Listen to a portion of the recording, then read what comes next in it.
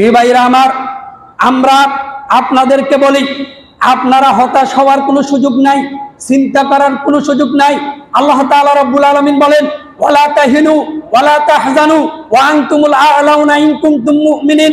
হতাশ হইও না, চিন্তা করিও না, তোমরাই বিজয় হবে, তোমরাই বিজয় মালা পরিধান করবে। আমাদের বিজয় আছে না নাই? আরো জোরে বলেন, বিজয় আছে না নাই?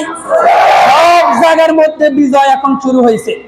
ফাস্টফুড অফিসের দালাল যারা আছে তাদেরকে প্রত্যাখ্যান তাদেরকে করতে হবে।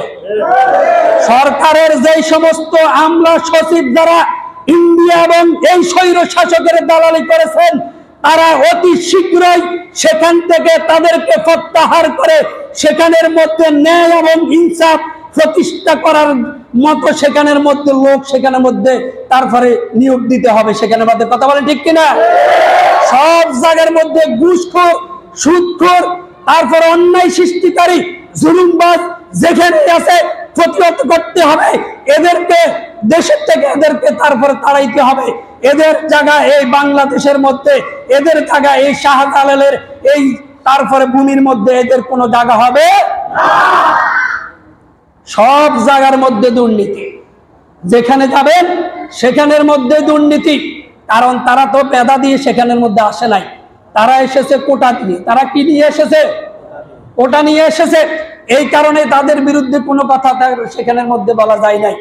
প্রিয় উপস্থিতি, আমরা আপনাদেরকে বলি, যে জায়গার মধ্যে ঘুষ এবং অন্যায় এবং জুলুম দেখবেন সেখানের মধ্যে প্রতিহত করার দরকার আছে না নাই?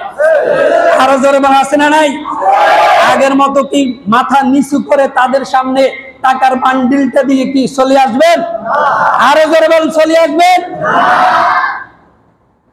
এইগুলো করা যাবে না।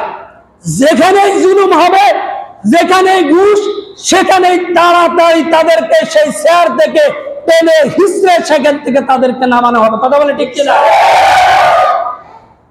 জুলুমবাজের জায়গায় বাংলাদেশে হবে না। আরো জোরে বলেন, ঘুষখোরের জায়গায় বাংলাদেশে হবে না, দেশের মধ্যে হবে না। তিনি 50 বছর তিনি এই বাংলাদেশের মধ্যে কোরআনের তাফসীর করেছেন। আপনারা যারা আছেন, আল্লাহ তাআলা রাব্বুল আলামিন বলেন, আহাসিবান নাসু আন ইউতরাকু আন ইয়াকুলু আমান্না ওয়া হুম লা ইফতানুন। মানুষ কি মনে করে যে আমরা ঈমান এনেছি, এতটুকু কথা বললেই তোমাদেরকে ছেড়ে দেওয়া হবে? আল্লাহ বলতেছেন, আহাসিবান নাসু আন ইউতরাকু আন ইয়াকুলু আমান্না ওয়া হুম লা ইফতানুন। তোমরা কি মনে করো যে আমরা ঈমান এনেছি, এতটুকু কথা বললেই তোমাদেরকে ছেড়ে দেওয়া হবে? অথচ আল্লাহ তাআলা রাব্বুল আলামিন বলেন, এর আগে যত নবী রাসূল ছিলেন পৃথিবীতে সব নবী রাসূলকে আল্লাহ তাআলা রাব্বুল আলামিন পরীক্ষা করেছেন কিনা? আরো জোরে বলেন, পরীক্ষা করেছেন কিনা? জাতির পিতা ইব্রাহিম আলাইহিস সালাম, এই নামটাও এই মিম্বারে বসে আমরা ঠিক করে উচ্চারণ করতে পারি না। কথা বলেন ঠিক কিনা? জাতির পিতার নাম কি? আরো জোরে বলেন কি? আর কি কোনো বই আছে? আরো জোরে বলা আছে? জাতির পিতার নামটাও আমরা ঠিকমতো উচ্চারণ করতে পারি না এই মিম্বারে বসে।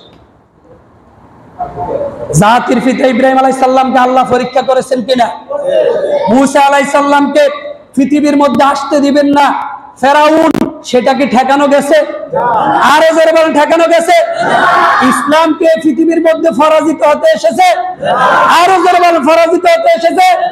ইসলাম এসেছে পৃথিবীর মধ্যে বিজয়ের মালা পরিধান করার জন্য।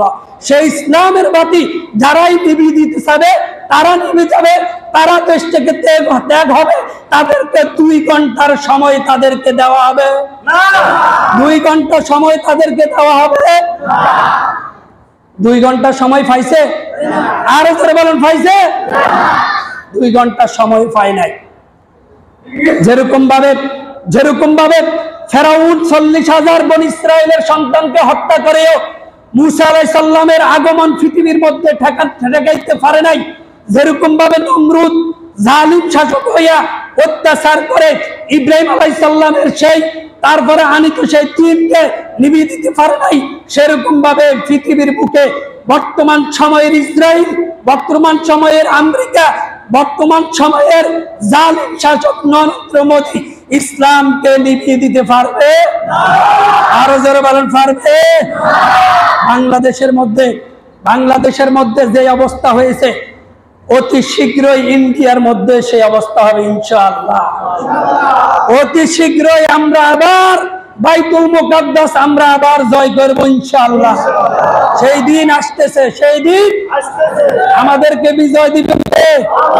আরো জোরে বলেন কে? বিজয় দেওয়ার পরে এই বিজয় আমাদেরকে ধরে রাখার দরকার আছে না নাই? একটু জিকির করি লা ইলাহা